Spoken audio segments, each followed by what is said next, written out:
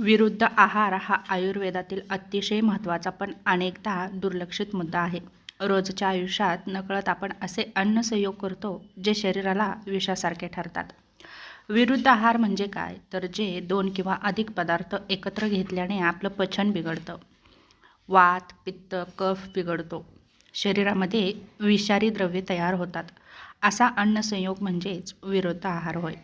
सर्वसामान्यपणे विरुद्ध आहाराची उदाहरणं म्हणजे दुधाशी संबंधित विरुद्ध पदार्थ, जसं की हे खाल्ल्यामुळे आपल्या शरीरावरती त्याचे वाईट परिणाम होतात आणि आपली पचनसंस्था बिघडते आणि विषही होऊ शकतं, जसं की पचन न होणं, त्वचारोग, सायनस, सर्दी, गॅस, आम्लपित्त यासारखे आजार होतात.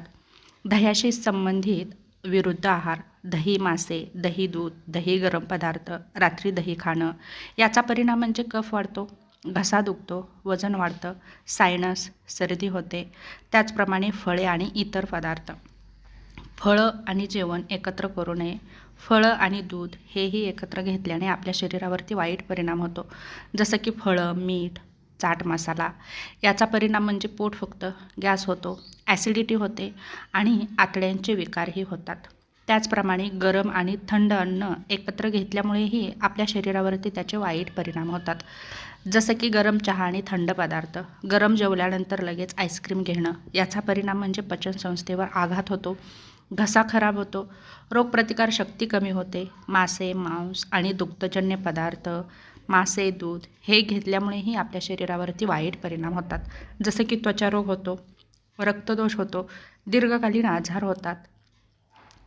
त्याचप्रमाणे मधाशी संबंधित विरुद्ध आहार, जसं की मध आणि गरम पाणी कधीही घेऊ नका. मध, गरम दूध, मध शिजवू नका. याचा परिणाम हा विषासारखा होतो, पचन बिघडतं, हृदयावर याचा वाईट परिणाम होतो आणि यकृतावरतीही ताण येतो. त्याचप्रमाणे तेलकट पदार्थ आणि गोड पदार्थ, जसे की जिलेबी, समोसा, मिठाई यांचं सेवन एकत्र करू नका. त्याचेही आपल्या शरीरावरती वाईट परिणाम होताना दिसून येतात आणि ब्लॉकेजेसही वाढतात. आपल्या वजनामध्ये वाढ होते, मधुमेह वाढतो, कोलेस्ट्रॉल वाढतं.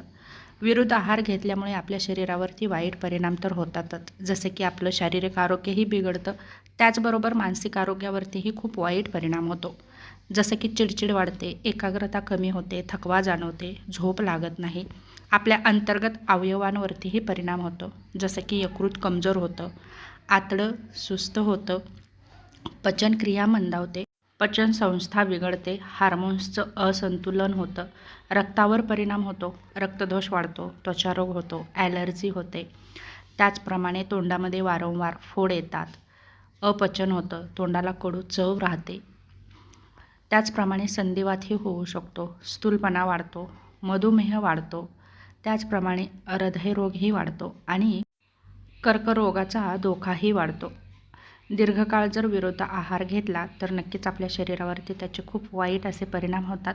तेव्हा नक्कीच विरुद्ध आहार टाळण्यासाठी हे काही नियम तुम्ही नक्कीच पाळा, जसं की फळे नेहमी एकटेच खा, म्हणजेच फळांसोबत दुसरं कोणतंही सेवन करू नका. दूध स्वतंत्रपणे घ्या, दही सकाळी किंवा दुपारीच घ्या, गरम आणि थंड एकत्र टाळा, ऋतूनुसार आहार घ्या, पचनशक्तीनुसार अन्न निवडा आणि आजीबाईच्या बटव्यामध्ये जे उपाय सांगितलेले असतात तेही नक्की करा, जसं की जेवणानंतर थोडं कोमट पाणी प्या, आठवड्यातून 1 ते 2 वेळा उपवास करा, हलका आहार घ्या, आलं, जिरं, बडीशेप यांचा नक्कीच आहारामध्ये समावेश करा, जेणेकरून तुमची पचनसंस्था चांगली राहील आणि शरीरावरती वाईट परिणामही होणार नाही आणि यामुळे आपलं आरोग्य चांगलं राहण्यासही नक्कीच मदत होईल.